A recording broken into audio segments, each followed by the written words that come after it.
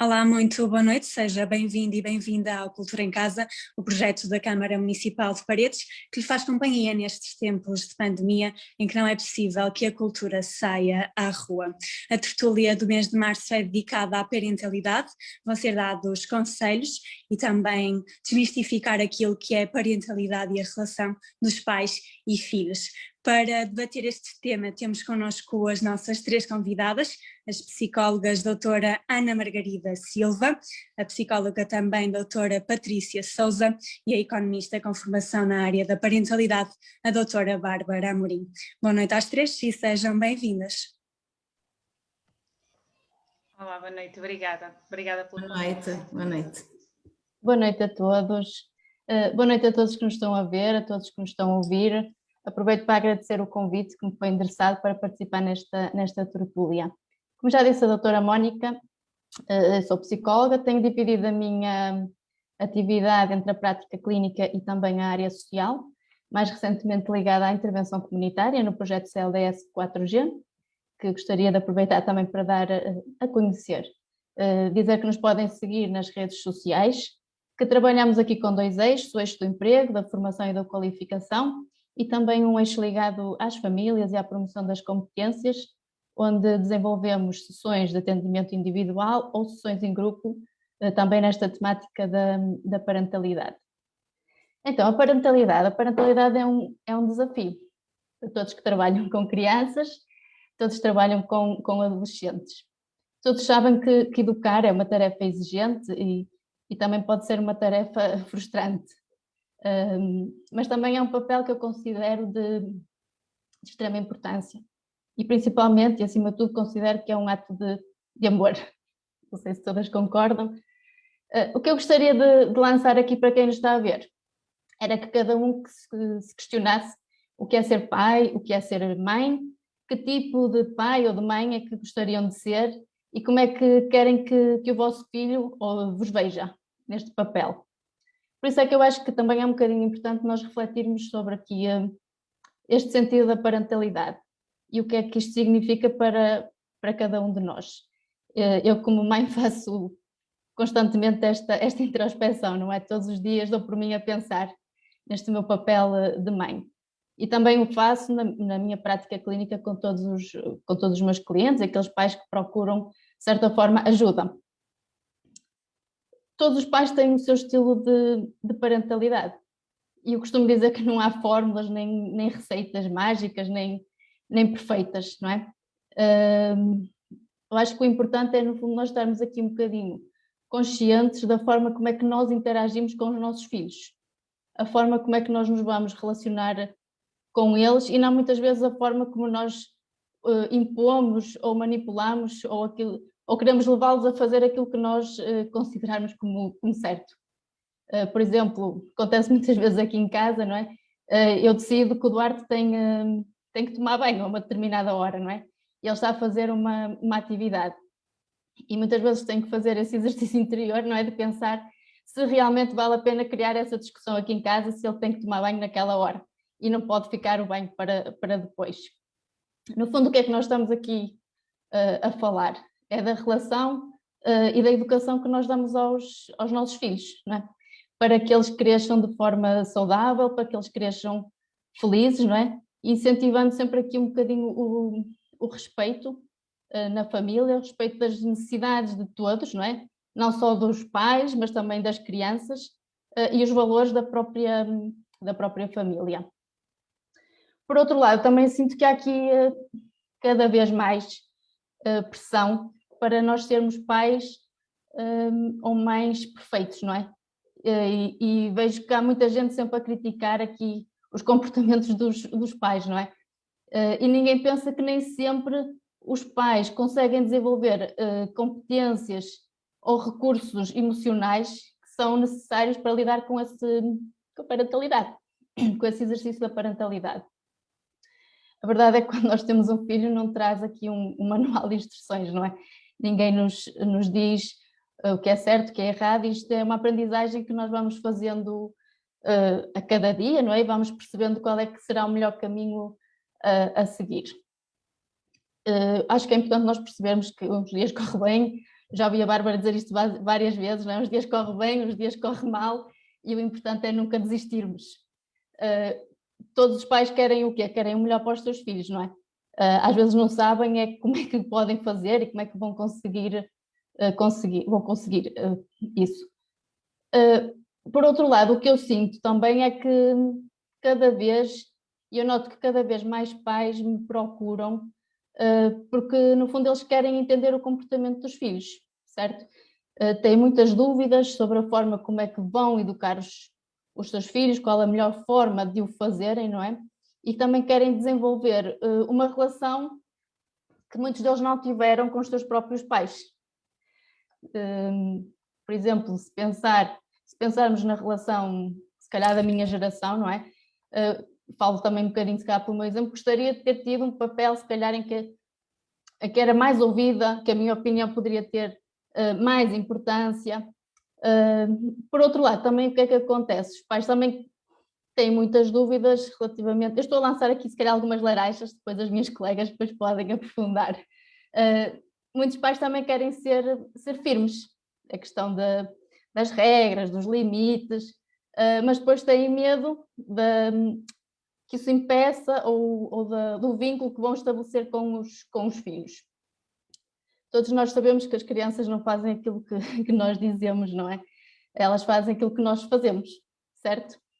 O que quer dizer que muitas vezes, antes de nós pensarmos no comportamento dos nossos filhos, temos que pensar primeiro no nosso comportamento, certo?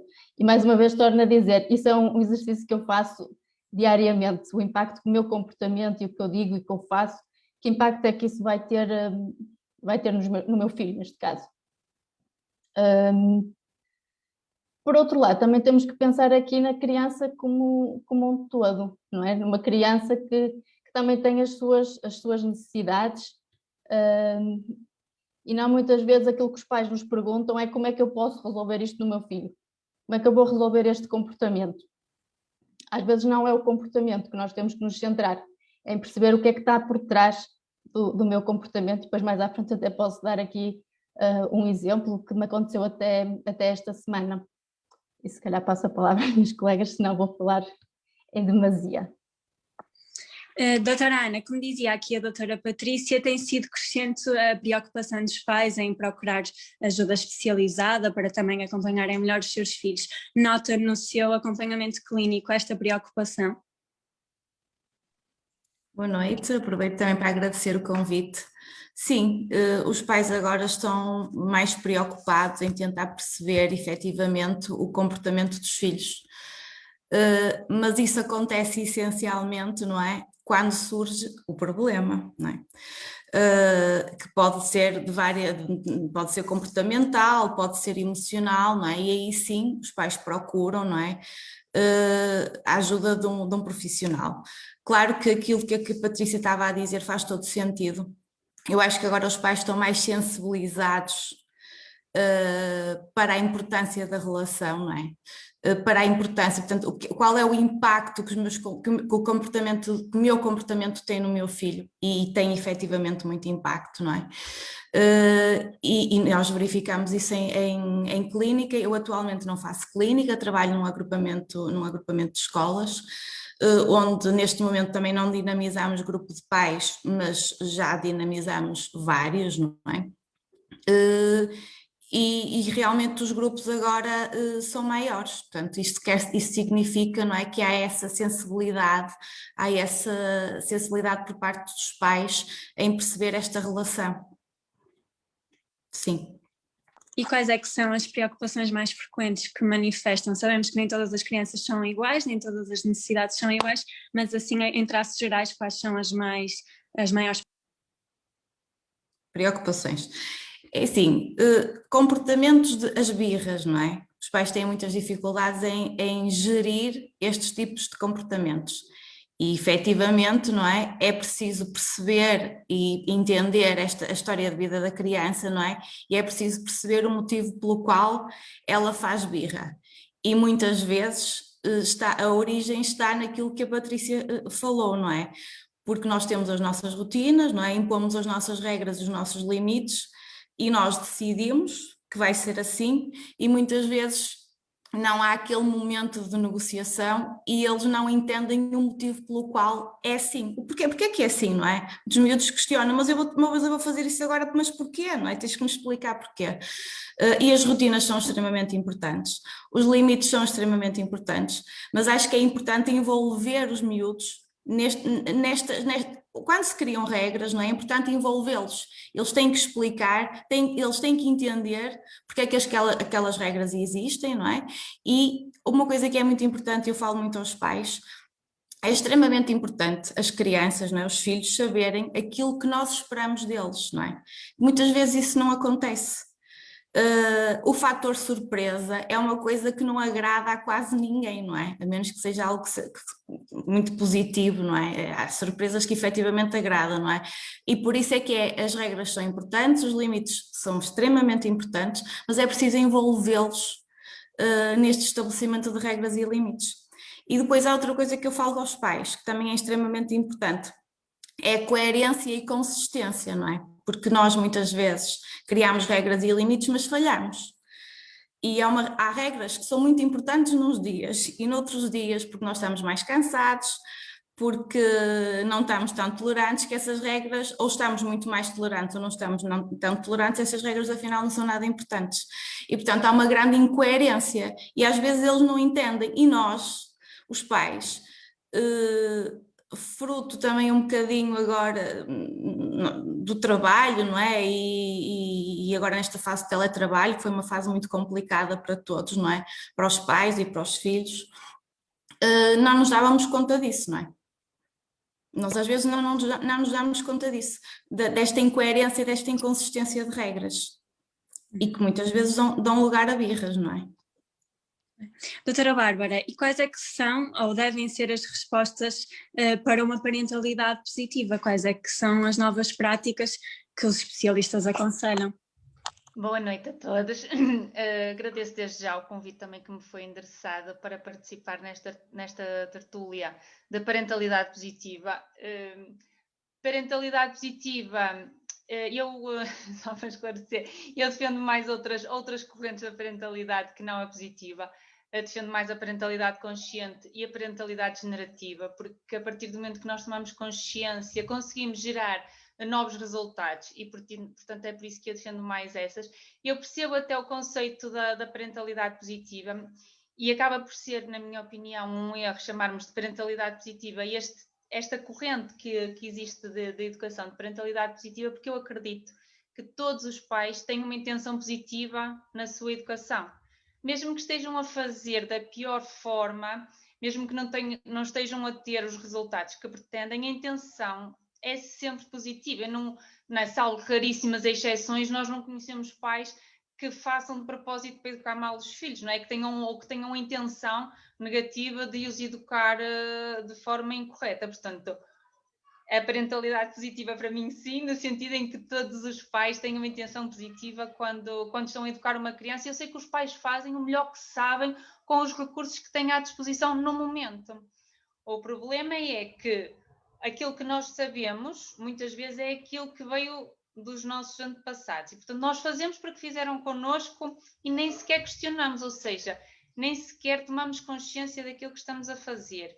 E isso é o primeiro ponto que nós, enquanto pais, devemos fazer. É, porque é que eu faço o que faço?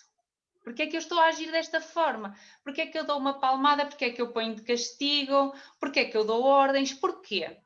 Isto é o primeiro ponto, é aquele que nos vai passar de uma parentalidade, seja ela positiva ou tradicional, para uma parentalidade consciente. É nós tomarmos consciência das nossas atitudes. Um segundo aspecto muito importante é os valores que nós definimos para o nosso estilo de parentalidade. Porque nós temos aqui a ouvir tanto a doutora Patrícia como a doutora Ana Margarida, temos falado aqui também de dar lugar e dar ouvidos à criança. Porquê é que nós devemos dar ouvidos à criança? Porque um dos valores base que deveria ser, se calhar, eu não sou ninguém para julgar o tipo de valores que cada família tem na sua família, não é? Cada família define os valores que quiser para a sua família. Desde que eles sejam definidos de uma forma consciente, está tudo ótimo. Mas, se calhar, um valor que acaba por ser muito abrangente é o igual valor. E é isso que nós não fazemos com as nossas crianças. Nós não damos à criança o mesmo valor que damos a um adulto. E esse também é outro erro que se comete muito na área da parentalidade. É achar que a criança é um ser inferior. Enquanto não é. A criança tem tanto valor como eu enquanto mãe. Não tem a mesma responsabilidade. E eu, enquanto mãe, tenho a responsabilidade total daquilo que vai acontecer na relação. Mas ela tem tanto valor quanto eu. E, portanto, ela tem valor para expressar todas as suas opiniões, os seus desejos, os seus sonhos, as suas necessidades, tudo. Agora, eu vou satisfazer as vontades da criança? Essa é outra história. Mas a criança tem o direito de comunicar as suas necessidades, os seus desejos, as suas opiniões e dizer que não quer ir tomar banho e que não lhe apetece e que não gosta e que não faz e que não acontece. Tem todo o direito de comunicar isso, de uma forma também dentro de alguma segurança, digamos assim. Não vai comunicar aqui a partir tudo e aos murros e aos pontapés a toda a gente. Mas tem o direito de expressar? Tem. Porque ela tem tanto valor como eu. Se eu tenho direito de falar mais alto com ela e de lhe dar uma ordem, ela também tem o direito, se calhar, de falar mais alto, porque eu estou a falar assim. E, portanto, quem somos nós, pais, para estar a impor o que quer que seja às crianças? Nós devemos comunicar com elas de forma respeitosa, que também nem sempre acontece, de forma assertiva, sim senhora. Agora, com igual valor, isso é também um ponto-chave.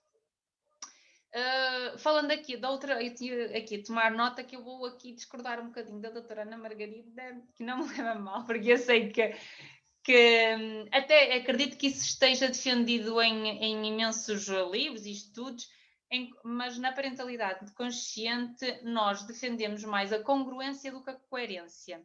Falamos aqui, sim senhora, de coerência. É importante definirem os limites, sem dúvida.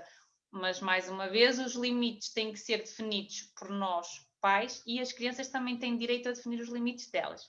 Coisa que nós também gostamos muito de não querer saber dos limites das crianças, não querer saber se a criança diz que não quer comer, não quer vestir, não quer vestir o casaco, não quer comer mais sopa, não quer dar beijinhos aos avós, e nós não respeitamos esses limites. Isso é super importante para o crescimento e para o futuro da criança. Isso influencia imenso a autoestima da criança e depois nós não sabemos porque é que chegamos a adultos e temos problemas de autoestima. Vem da infância, não é? O que acontece na infância, ao contrário daquilo que nós pensamos, não fica na infância. Vai no nosso inconsciente até à idade adulta. E por isso é que é tão importante também respeitar esses limites. Voltando à questão da coerência e da congruência, porque é que na parentalidade consciente e também na generativa defendemos antes a congruência?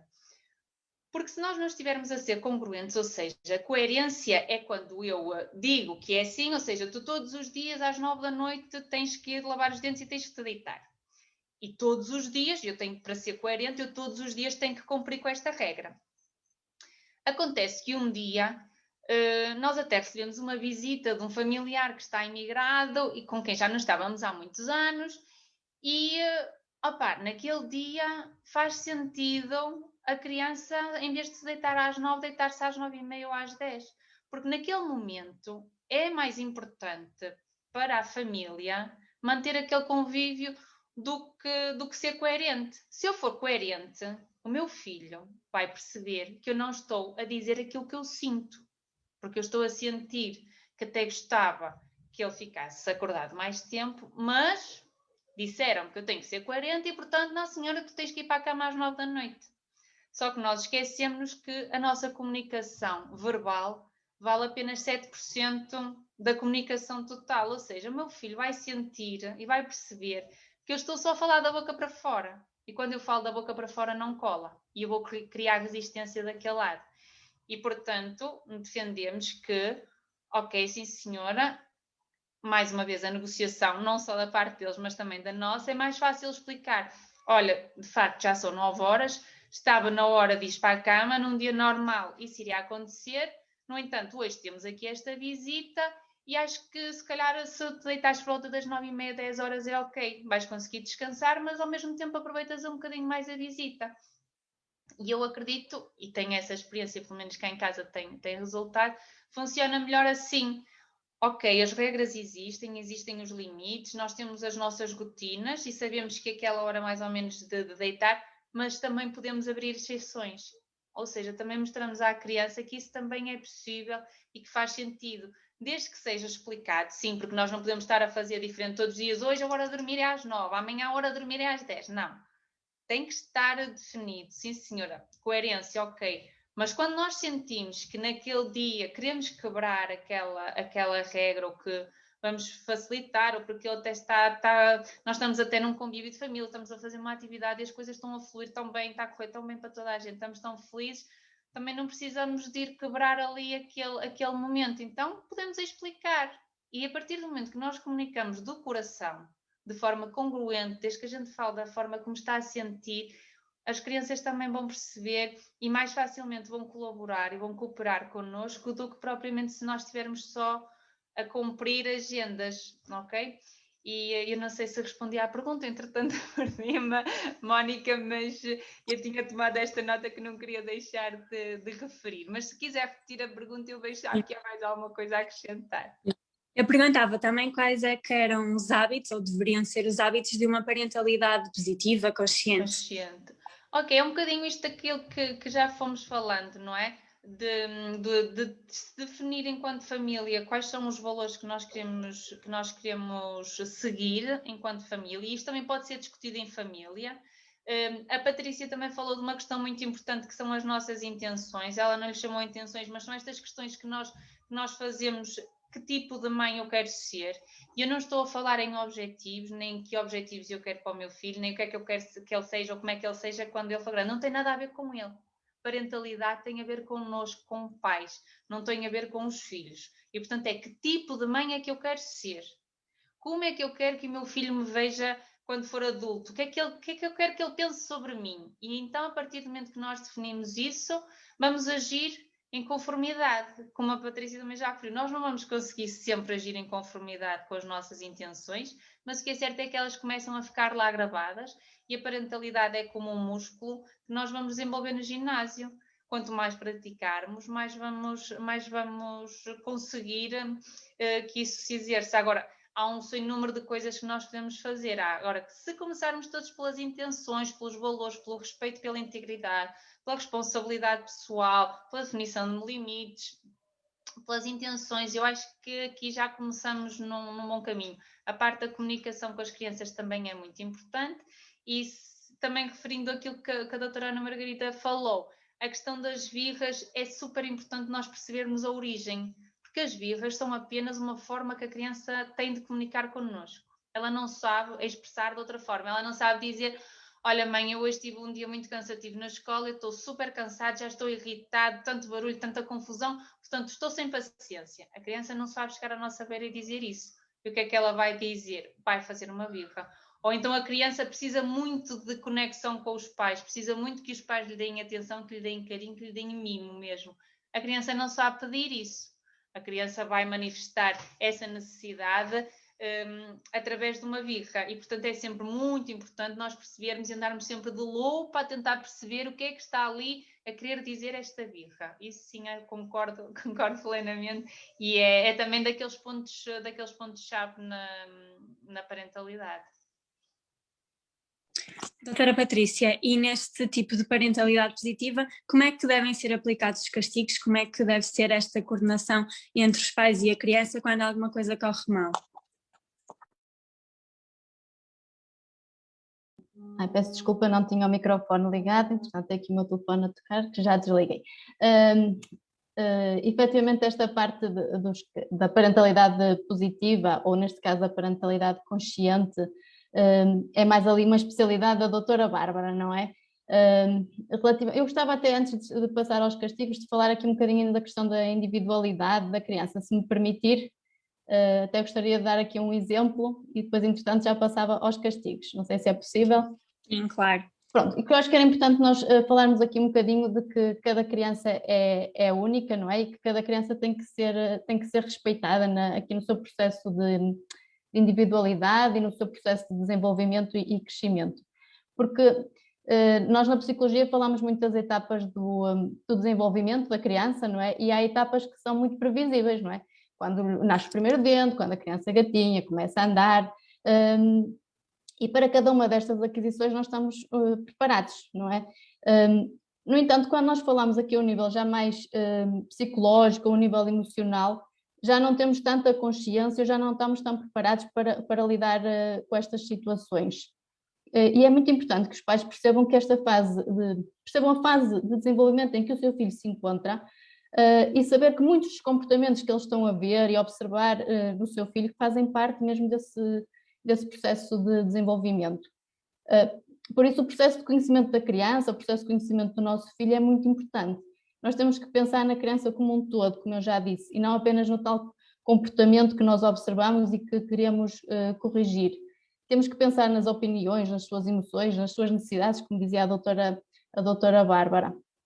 Porque nós não vamos julgar uma criança ou não vamos castigá-la porque ela não aprendeu, não sabe andar ou não aprendeu determinado comportamento que seria expectável para aquela altura, não é? Para aquela fase de desenvolvimento.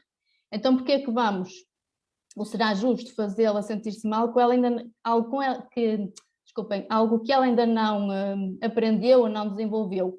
Isto aplica-se a todas as circunstâncias, não é? Porque cada criança vai aprender a um ritmo diferente e com processos de regulação emocional diferentes, certo?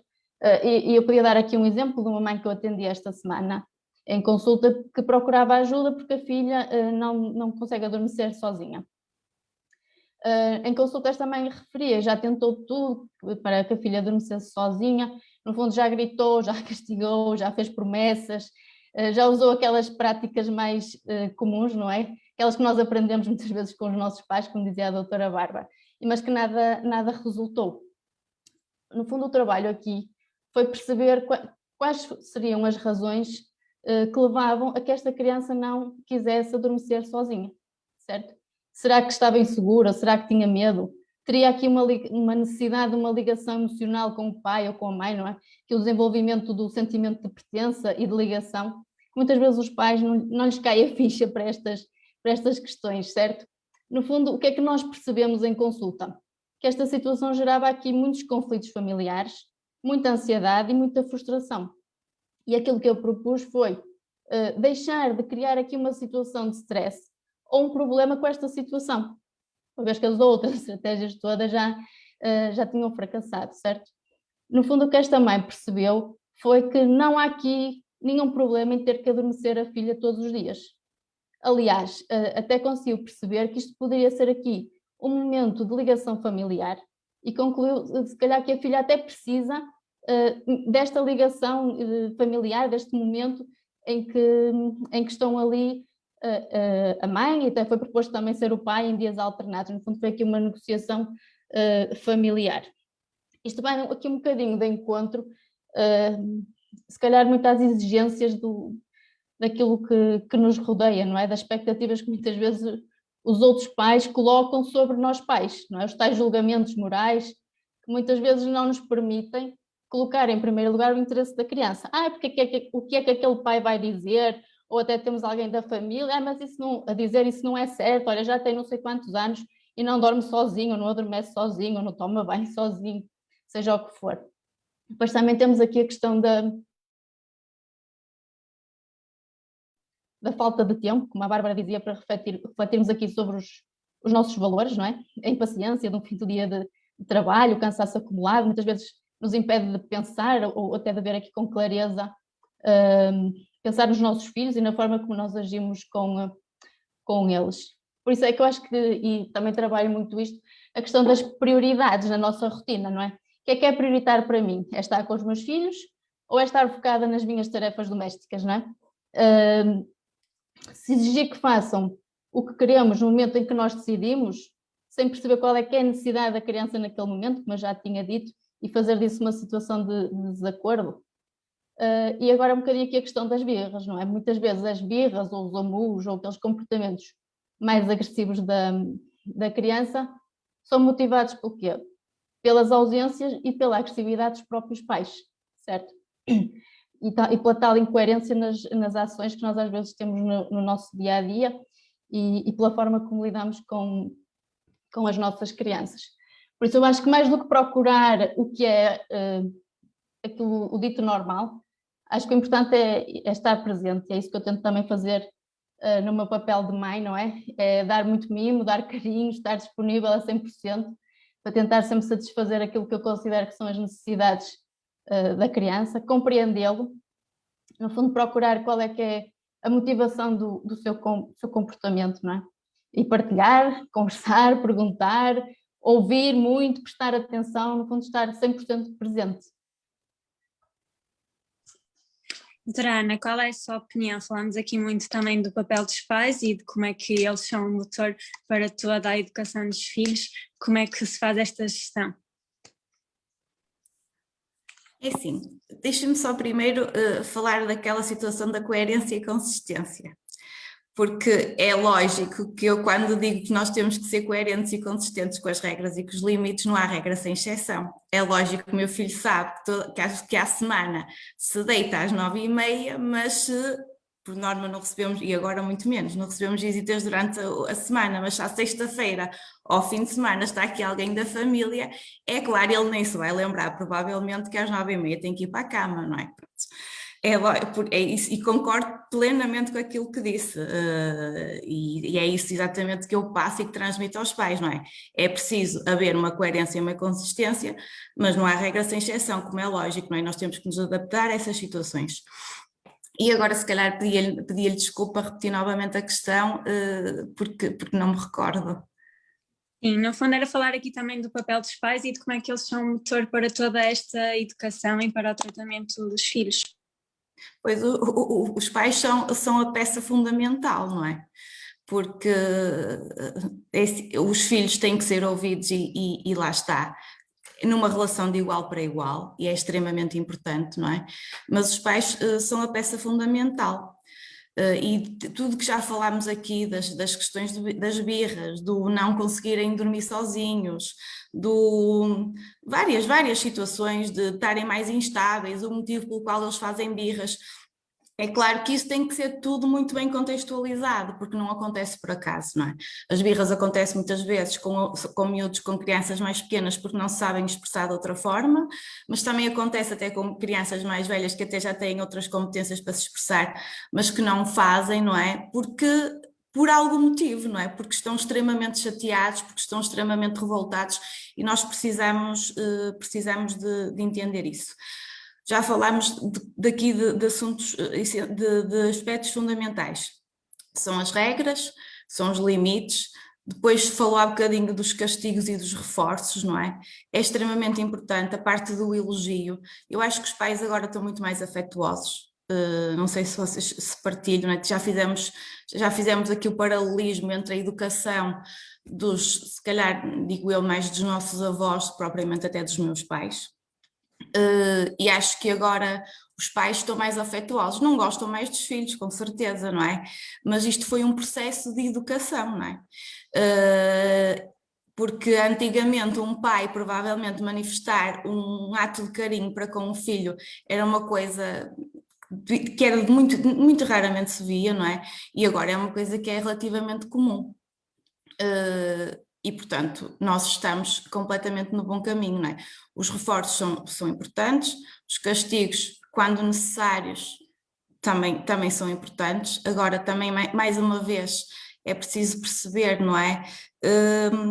Qual é a função deste castigo, não é? E que impacto é que ele vai ter. Eu, às vezes, agora na escola, mas em consulta, que eu também já fiz muita clínica privada, dizia muitas vezes aos pais, e aquilo até é um bocadinho de acordo com aquilo que a doutora Bárbara falou, não é? Se nós dissermos uma coisa e depois não cumprirmos, aquilo não tem impacto nenhum. E o que é que os pais às vezes não, fazem muito, eu ouço isso muito nas escolas com os pais, que lhe tiram as Playstations e tiram tudo aquilo que eles gostam, e vai ficar sem Playstation um mês, muitas vezes dizem, doutora, eu tirei-lhe a Playstation um mês, e eu disse, então tirou e conseguiu cumprir o castigo. Não, quer dizer, meio da semana já lhe deu a Playstation, não é? Portanto, eu digo sempre isso aos pais.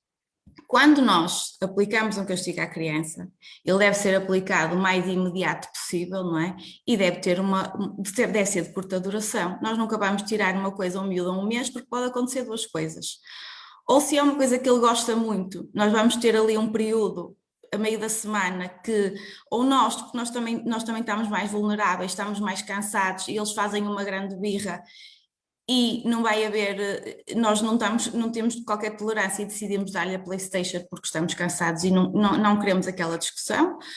Ou então, se vamos tirar durante um mês um carro que ele gosta muito, uma PlayStation, e lá a terceira semana já não se lembra que tem aquilo porque entretanto arranjou, substituiu aquele interesse por outro, não é?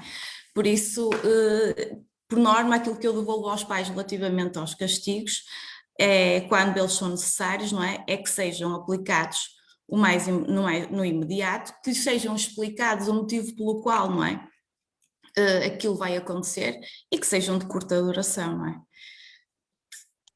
Doutora Bárbara, sabemos que a parentalidade consciente defende aqui coisas diferentes em relação a este aspecto dos castigos, das respostas às birras. Quais são as alternativas que também pode dar a conhecer aos pais? Ora bem, completamente, não quero estar aqui de forma nenhuma contra aquilo que a doutora Ana disse. Eu acho que, se calhar, os castigos que ela está a falar poderão ser umas consequências que são mais aplicadas na parentalidade consciente e generativa. Mas voltando aqui atrás, só reforçar realmente que eu concordei muito 100% com o que a doutora Patrícia disse, e realmente eu há pouco tinha mentalmente pensado em quando me perguntou aquelas coisas que nós devemos usar na parentalidade consciente, sem dúvida que uma das questões que eu trago sempre no bolso, ou muitas vezes em situações de birra, ou que eu estou a ver que vai surgir ali um conflito, é o que é mais importante agora? É uma questão que é fácil de nós pormos na cabeça e perguntarmos, quando nós vemos que vai surgir ali um conflito, por causa da hora do banho, por causa da comida, por causa de o que é mais importante agora? É eu ficar bem com o meu filho, termos uma refeição tranquila, por exemplo, quando ele diz que não quer comer mais. A mim aconteceu-me, e foi uma mudança radical que eu tive, acontecia-me porque o meu filho, por exemplo, não gostava de sentir bocados de cebola nas comidas. E eu achava que se a comida era aquela, era assim, ponto final, parágrafo. Todas as refeições eram 31 porque ele estava a comer e sentia bocados de cebola. Foi na altura que eu estava a estudar a parentalidade consciente, então que surgiu essa questão. O que é mais importante agora? É eu impor a minha vontade de fazer refogados ou estofados, ou que seja, com cebola grande, ou é mais importante nós termos uma refeição tranquila? E eu decidi que era mais importante ter uma refeição tranquila. Então, a partir desse momento, eu comecei a passar os refogados e as cebolas e tudo, e, portanto, a comida vai para a mesa sem bocados de cebola, só para eu não ter esse conflito à hora da refeição, porque para mim é importante e é mais importante eu ter uma refeição tranquila do que eu ter a cebola aos pedaços na comida. Pronto, eu resolvi esta situação de uma forma relativamente simples, mas de facto é isso, é mais importante agora eu ir arrumar a cozinha ou brincar 10 minutos com o meu filho, porque ele está aqui sempre a chamar a atenção e sempre a pedir atenção. É uma pergunta simples para nós trazermos sempre no bolso. Sem dúvida. Relativamente às birras também, eu sei que é muito, muito comum os pais dizerem ele está a fazer isto só para me desafiar. Não, as crianças não nos desafiam. As crianças fazem aquilo que lhes vai no coração. Eles não fazem aquilo para nos provocar, não estão a fazer de propósito para nos chatear, não nos estão a desafiar. Como a Patrícia também disse, é muito importante os pais perceberem o desenvolvimento cerebral da criança naquela idade, porque há coisas que o cérebro da criança não é capaz de pensar. A criança não é capaz de, às vezes eles dizem muito, eu ouço muito, às vezes miuditos com 3 anos, os pais dizem, olha para ele, já me está a desafiar. Uma criança com 3 anos não tem capacidade para fazer esse pensamento todo, eu vou fazer isto só para chatear a minha mãe. Ele está a descobrir o mundo, ele está provavelmente a mexer numa coisa que para nós não deve, mas ele está a mexer porque ele quer experimentar, ele quer explorar, ele quer saber o que é que aquilo faz, o que é que aquilo não faz, como é que aquilo funciona, e ele vai explorar, não vai fazer aquilo para nos desafiar. E por isso, sem dúvida, que é extremamente importante não só nós sabermos as etapas de desenvolvimento físico, porque isso a gente sabe, que eles ao ano vão andar, aos 2 anos vão fazer não sei o que, às 3 toda a gente sabe isso. Ora, ninguém sabe as etapas do desenvolvimento cerebral, e para mim também é uma situação super, super importante. Entrando agora aqui realmente nos castigos, a parentalidade que eu defendo, não defendo castigos. Como a doutora Ana Margarida também disse, a maioria das vezes eles não funcionam. ou porque os pais não cumprem, ou porque os miúdos também já não se lembram, passado uns dias já ninguém se lembra, já ninguém aplica aquilo, ou porque são muito longos e depois já toda a gente esqueceu, e porque depois a criança até no dia a seguir até já se portou bem. E então o pai disse, ok, então eu tirei, então tenho de PlayStation, não merecias, hoje já mereces. Entramos aqui num sistema de recompensa que também não vai funcionar a longo prazo. E estes sistemas de recompensa também vão trazer consequências negativas para o futuro, porque as crianças vão ser habituadas a uma recompensa e nós adultos sabemos que nem sempre na vida somos recompensados por aquilo que fazemos. E, portanto, habituar as crianças às recompensas também pode trazer resultados menos positivos. Então, em vez das recompensas, em vez de abusar dos elogios e dos reforços positivos, na parentalidade consciente e generativa nós optamos pelo reconhecimento. Nós não dizemos, nós não elogiamos, ou melhor, elogia-se, mas não se elogia com frequência, o foco não é o elogio, o foco é apenas o reconhecimento daquilo que a criança fez, naquele dia correu bem. Nós entramos, por exemplo, entramos no quarto do nosso filho e vemos que ele naquele dia fez a cama. Ai, que menino lindo, que parabéns, hoje fizeste a tua cama, muito lindo. A criança não é bonita ou feia por fazer a cama, ok? Não é? Não, mas as pessoas têm muito de dizer, ai que linda, fizeste os teus trabalhos, tiraste boas notas, és muito linda. Não, a criança não é linda por tirar boas notas ou por tirar mais notas, a criança é sempre bonita aos olhos dos pais independentemente do comportamento, não é? E então, nós preferimos entrar, por exemplo, na questão de fazer a cama, entrar no quarto e dizer, olha, hoje reparei que conseguiste, que fizeste a tua cama, eu gosto muito de ver o teu quarto arrumado. Como é que te sentes quando vês o teu quarto arrumado? Ficas satisfeito? E devolver também à criança um bocadinho da situação. Ela vai perceber que é o que a criança quer, é ser vista e reconhecida. É isso que nós, enquanto seres humanos, nos preenche e que nos satisfaz, é sentirmos-nos vistos e reconhecidos. E eu não elogiei, não disse que a criança era bonita, se era feia, se era espetacular, uau, parabéns, boa, porque o boa, e depois a gente diz tantas vezes, boa, parabéns, que lindo. Isso acaba por se tornar um bocadinho vazio, quando eu digo ao meu filho, boa, conseguiste isto, boa, boa, boa, e passamos o dia a dizer boa, e perde o efeito que nós queríamos dar do elogio. Se nós estivermos constantemente a elogiar, ele vai perder o efeito. E, portanto, nós optamos sempre por reconhecer. Quando a criança nos traz um desenho, e imaginem aquelas crianças pequeninas que ainda não sabem desenhar e trazem-nos uma folha toda arriscada e dizem, olha mãe, o desenho que eu fiz, que bonito, boa! E lá vai a criança, e o que é que eu vi do desenho? Nada. O que é que eu lhe disse sobre o desenho? Nada. Então traz muito mais resultado nós olharmos para o desenho. Não vamos dizer que ele é bonito porque ele de facto não é. A maioria das vezes os desenhos das crianças não são bonitos, mas vamos reconhecer e vamos dizer, olha, tu usaste muitos tons de azul, porque é que tu escolheste o azul? Gostas de azul? Ou então, olha, vi que desenhaste um barco, isto aqui é um barco? Ou então, se a gente não percebe o desenho, perguntar, olha, o que é que tu desenhaste aqui? E a criança vai dizer, foi um robô. Então e o teu robô tem 3 pernas? E vamos conversar com a criança sobre aquilo que ela fez e vamos reconhecer apenas o que ela fez. Eu não lhe preciso, e a criança não precisa que eu lhe diga se o desenho está bonito, se está feio. A criança só quer que eu dê importância ao trabalho dela e que eu mostre que estou interessada naquilo que ela fez. E, portanto, isto é o que defende a parentalidade consciente e generativa ao nível dos reforços ou dos elogios. Optamos, assim, claro que nos sai e claro que nós podemos elogiar a criança. Agora, elogiar só porque sim, de uma forma vazia, não vai cair em saco passado algum tempo e vai tornar a criança dependente desse elogio.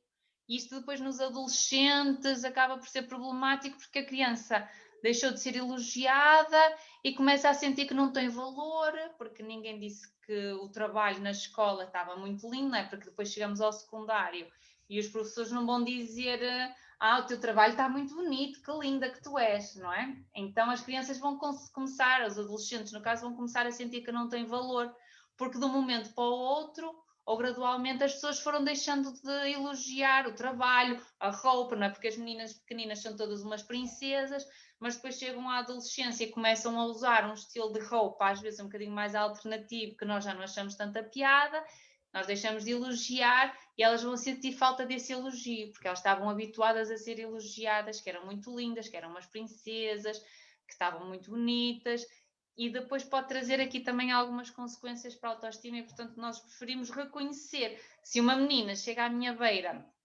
toda vaidosa, com um vestidinho de folhos ou de princesa, eu posso antes reconhecer e dizer, tu hoje traz um vestido com muitos folhos, tu gostas de usar folhos, tu gostas de vestir cor-de-rosa, e então eu mostrar à criança que eu estou a ver o que ela é, mas sem elogiar, ok? E, portanto, isto é o que defende a parentalidade consciente generativa.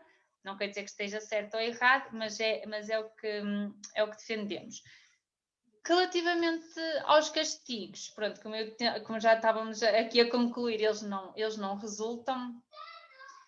Obviamente que as crianças têm que assumir responsabilidade pelos seus comportamentos e pelas suas decisões muitas vezes, e a responsabilidade pessoal também é um dos valores que defendemos na parentalidade consciente e na generativa. E então nós ensinamos desde pequenino as crianças a assumirem responsabilidade pelos seus atos sem castigar. Não é preciso um castigo, porque muitas vezes o castigo, como estávamos aqui a ver, nem sequer está relacionado com a situação em si. A criança tira más notas na escola ou conversa muito na escola, fica sem PlayStation. O que é que a escola e a conversa na escola têm a ver com a criança jogar PlayStation? É um momento de criança, é ali que a criança se sente bem. Para que é que eu hei de estar a fazê-la sentir-se mal? Quando ela se tira más notas, é porque ela não está bem para estudar e, portanto, há ali alguma necessidade também de preencher. E, portanto, eu estar a castigar a criança com uma coisa que não tem nada a ver e que é uma coisa que a criança até se sente bem, lá está, não traz resultado. E então nós apostamos nas consequências. Muitas vezes são consequências naturais. Olha, sujaste, limpas. Olha, partiste o vidro da vizinha a jogar futebol. Dependendo da idade, a criança vai ter que resolver a situação. Nós vamos explicar, olha, por exemplo, uma criança à parte do vidro da vizinha, e eu, enquanto pai responsável pela relação e pela criança, pego na criança e vamos falar, olha, vamos os dois falar com a vizinha, partiste o vidro, acredito que não tenha sido a propósito, mas agora temos que assumir essa responsabilidade. Vamos falar com a vizinha, vamos pedir desculpa, vamos tentar perceber como é que nós vamos resolver. Obviamente que não vai ser a criança, em princípio, a pagar o vidro, porque ela não vai ter dinheiro, mas ela vai nos acompanhar nessa resolução do problema. E é assim que ela também vai aprender a resolver os seus problemas na vida adulta, não é? Porque ao longo da nossa vida nós vamos tendo sempre... O nosso comportamento tem sempre uma consequência, então nós precisamos de aprender a lidar com essas consequências. E é através desde pequeninos que nós vamos ensinando aos nossos filhos como lidar com as consequências. Olha, não queres comer mais, eu não vou castigar. Ai, não comes a sopa, não vais comer a comida, então olha, hoje não vês mais televisão. O que é que a comida tem a ver com a televisão? Nada. Então o que eu posso fazer, uma consequência natural, ok, não queres jantar, mas olha, então ou não queres almoçar, mas eu hoje não vou ter aqui mais comida disponível para ti, vais ter que aguardar pela hora do lanche para comer. E a criança passada um bocado é a nossa era, estou cheia de fome. Ok, mas olha, foi uma escolha tua, tu não quiseste comer, queres beber um copo de água? E depois isso aí vai depender de família para família, o que acharem melhor. Olha, queres comer uma peça de fruta? Se achar que a peça de fruta pode. Olha, para famílias que dizem, olha, ainda tenho aqui o teu prato do almoço, tens agora fome? Não preciso de estar a castigar em estar-lhe a tirar a televisão, ok? Quando elas tiram más notas na escola, eu não tenho que castigar com outra situação qualquer, eu só tenho que então aplicar aqui uma consequência. Olha, tiraste más notas na escola, agora vamos, como consequência, vais ter que estudar mais tempo. Olha, vamos encontrar aqui mais umas horas de estudo. Vais estudar ao sábado de manhã, ao domingo de manhã, de que horas a que horas? Queres estudar de manhã ou queres estudar de tarde? Incluir a criança na negociação, ok? Isto aqui já são os castigos que a Ana falava, de às vezes podermos conversar e negociar com as crianças, acaba por ser uma consequência natural, mas uma consequência que tenha lógica à situação. Não vamos pôr uma consequência que não tem nada a ver, porque as crianças, lá está, não vão perceber, amanhã já se esqueceram e, portanto, não vai dar resultado. Ok? E esta, assim, resumidamente, a minha opinião sobre os castigos. Não sei se concordam, se querem dizer alguma coisa. Sim, só queria dizer que normalmente os castigos resultam depois em comportamentos de rebeldia ou de submissão, não é? Porque o que é que acontece? Uma criança que é constantemente castigada não vai ter vontade de melhorar, nem vamos estar a desenvolver nessa criança um sentido de responsabilidade. Vamos estar a desenvolver o quê? O medo de ser ela própria, e vamos fazer com que essa criança esteja sempre a agir de uma forma condicionada por aquilo que nós lhe vamos impondo, ou que vamos querendo que ela faça. O que é que vai acontecer? Provavelmente no futuro, essa criança vai sempre repetir aquele mau comportamento, ou ter outro tipo de comportamento que nós não queremos ou não consideramos adequado. Se calhar aqui temos que pensar um bocadinho de que forma é que os pais podem mudar a sua postura, não é? E era um bocadinho isso também que a Bárbara estava a fazer. No fundo, o que é que nós temos que fazer é deixar de querer impor e se calhar apelar um bocadinho mais à cooperação da criança, não é? Envolver mais a criança na solução, no diálogo, e penso que isto vai de encontro ao que a doutora Bárbara estava a dizer, e ela que me corrija se estiver a dizer uma asneira. No fundo é essencial também que os pais tenham o quê? A capacidade, que muitas vezes nós não temos nestes momentos, de nos acalmarmos, certo? Para podermos depois, em vez de estarmos a reagir a um comportamento, não é? E não entrarmos aqui numa luta entre a criança, não é? De quem é que diz o quê, quem é que faz o quê, qual é que é a tal causa-consequência, não é? E mostrar sempre, eu defendo sempre o amor incondicional, não é? É associado sempre aqui a alguma firmeza que eles também precisam, e é necessário. Uma coisa tão simples, por exemplo, o tom de voz com que nós falamos à criança, só isso faz toda a diferença. A nossa própria linguagem não verbal, associada à nossa linguagem verbal, acho que isso que nestes momentos daqui de discordância, ou desacordo e de conflito, e associadas muitas vezes ao castigo, que é fundamental. Doutora Patrícia, no início da sua intervenção fala particularmente destes tempos que vivemos de pandemia, em que as crianças e pais passam muito mais tempo em casa. Quais é que são os principais desafios que isto traz na parentalidade e na relação entre pais e filhos?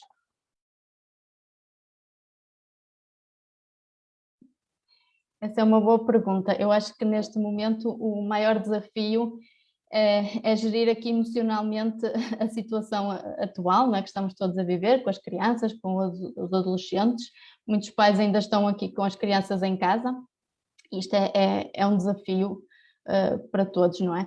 Acho que temos que aceitar que acaba por ser normativo ou normal que todos estejamos ansiosos, preocupados e muitas vezes até desorientados, não é? Sem saber muito bem como é que vamos organizar aqui as nossas rotinas diárias, não é? Acho que para responder aqui a estes desafios que nós vamos tendo, temos que sempre, acho que é necessário haver sempre aqui uma adaptação e encontrar novas estratégias para organizarmos o nosso dia-a-dia. Acho que é fundamental que todas as famílias organizem uma rotina diária, respondam às necessidades de todos, que consigam equilibrar aqui os momentos de trabalho com os momentos de lazer, de interação, a própria autonomia e também o nosso tempo próprio enquanto pais e mais, que às vezes a gente se esquece. E se nós não estivermos bem, também não vamos estar bem para nos relacionarmos com os nossos filhos e com as pessoas que vivem connosco. Por outro lado, esta situação também trouxe aqui uma oportunidade para que todas as famílias possam passar mais tempo juntos, para fazerem mais atividades, para as quais muitas vezes não tinham tempo, e também podem estar aqui mais próximos uns dos outros, não é? Recordo uma pergunta, agora eu não sei se divaguei. Não, era mesmo sobre isso, sobre os desafios que agora enfrentamos. Também perceber se houve mais pedidos de ajuda nesta altura. Se calhar não tanto nas crianças, mas nos pais, não é?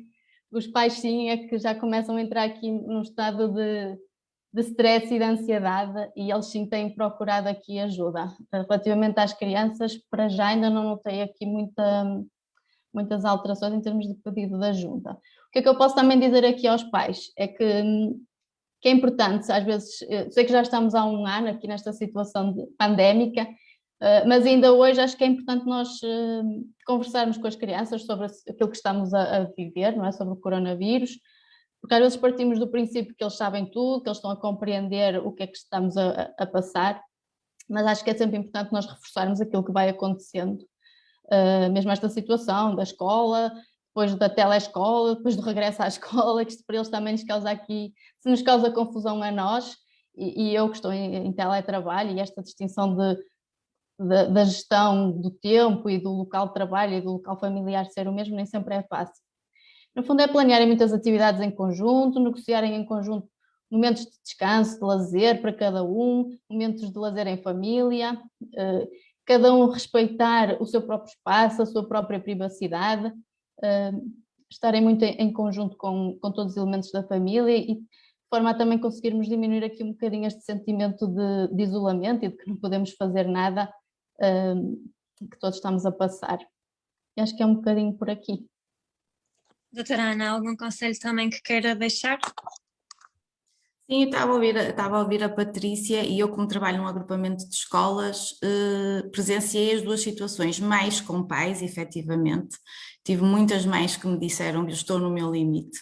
Portanto, ou a escola começa ou eu já não sei mais, porque têm vários filhos em níveis diferentes, muitas vezes sem ajuda porque o marido estava em trabalho, portanto não estava em teletrabalho, e mais desesperadas, mas também tivemos situações de algumas crianças e um bocadinho também reflexo deste desespero dos pais que manifestaram aqui episódios de grande instabilidade emocional, porque efetivamente esta situação do teletrabalho, eu falo por experiência própria, não é? Que tinha imensas reuniões, imensas sessões síncronas e 2 filhos, não é?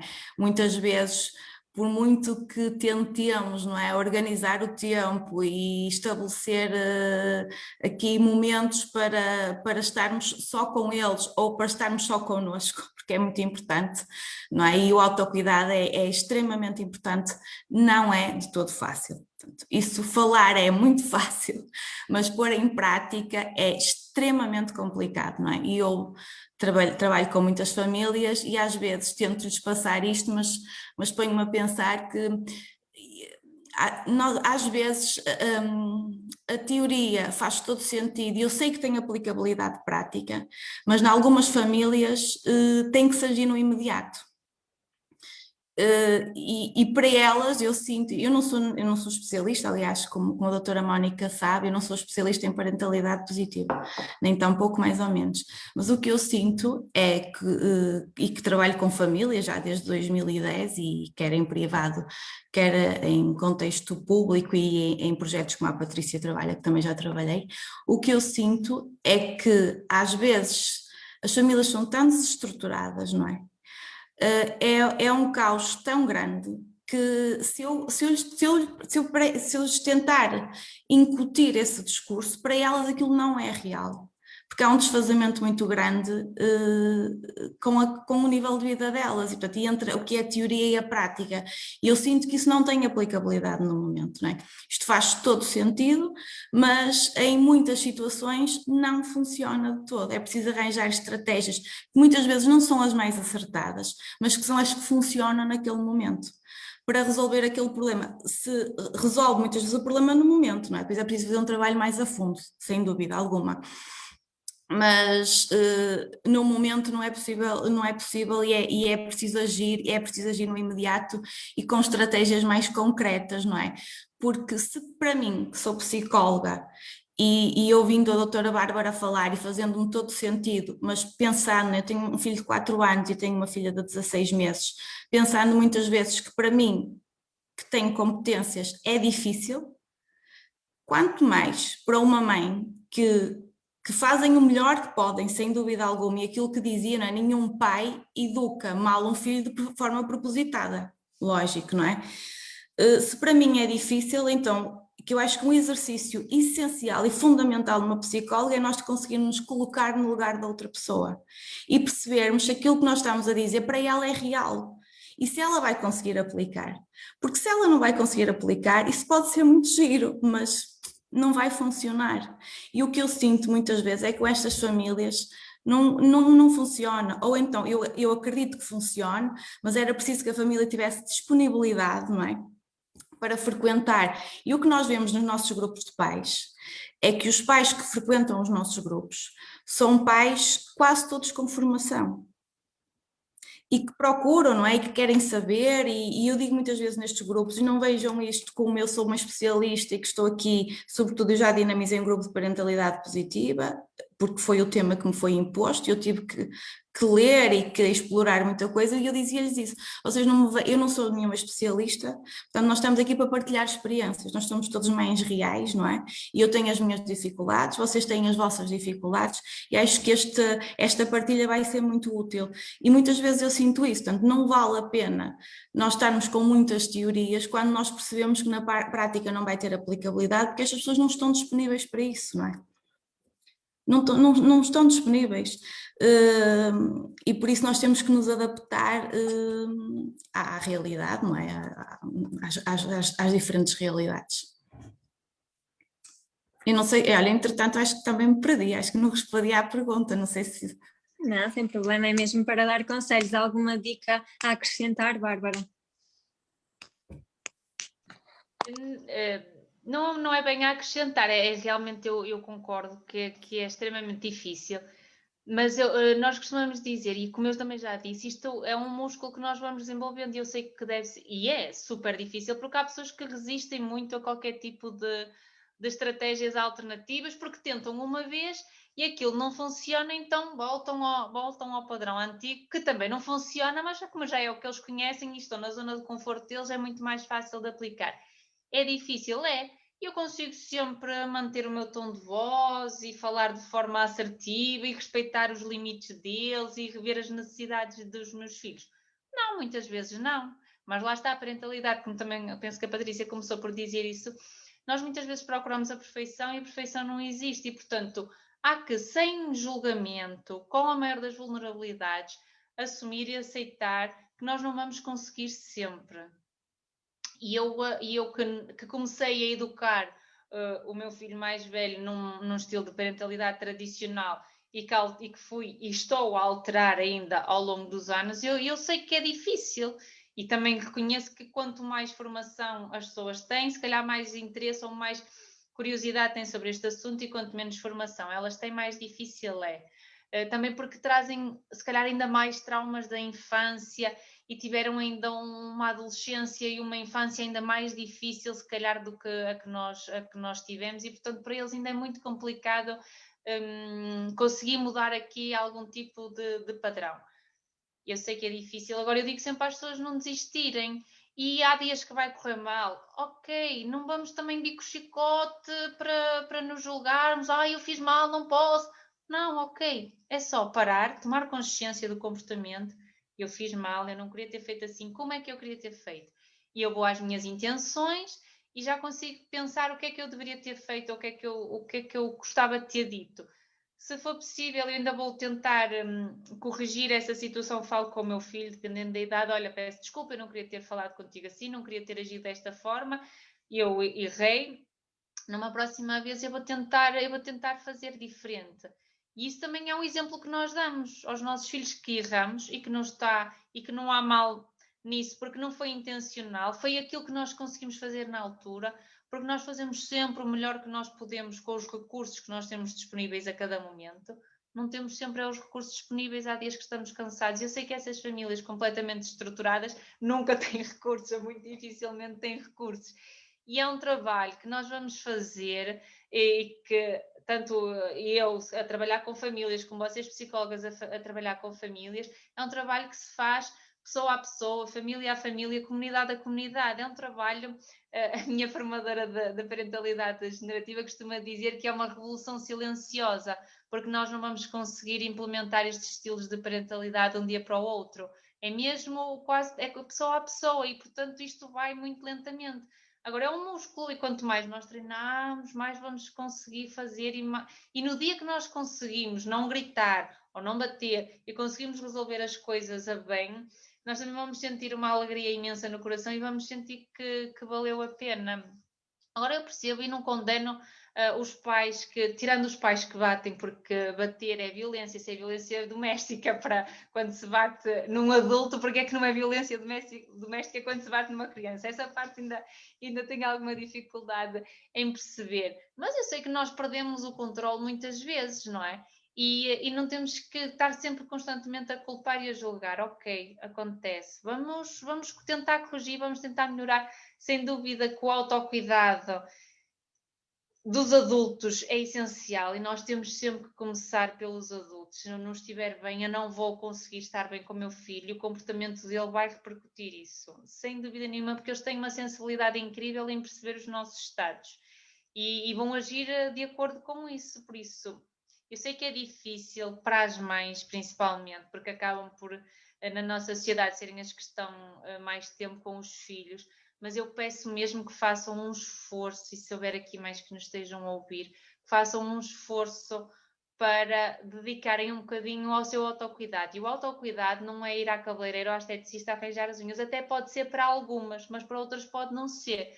Cada uma tem que fazer alguma coisa que a faça sentir-se bem e que lhe dê alguma tranquilidade e alguma paz de espírito, seja acordar mais cedo de manhã para ir fazer uma caminhada sozinha, seja à noite ler um livro sozinha, já depois das crianças estarem a dormir, seja ao fim de semana encontrar ali, às vezes nem que seja 1 hora, ou para ir ao ginásio, para ir estar com um bocadinho com uma amiga com quem possa conversar realmente.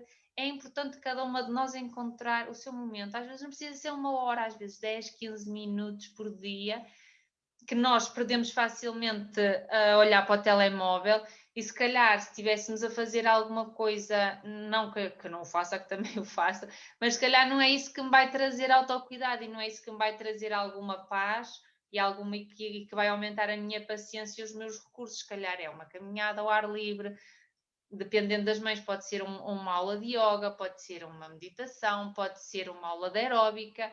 Online nós encontramos imensas ferramentas, pode ser ler um livro.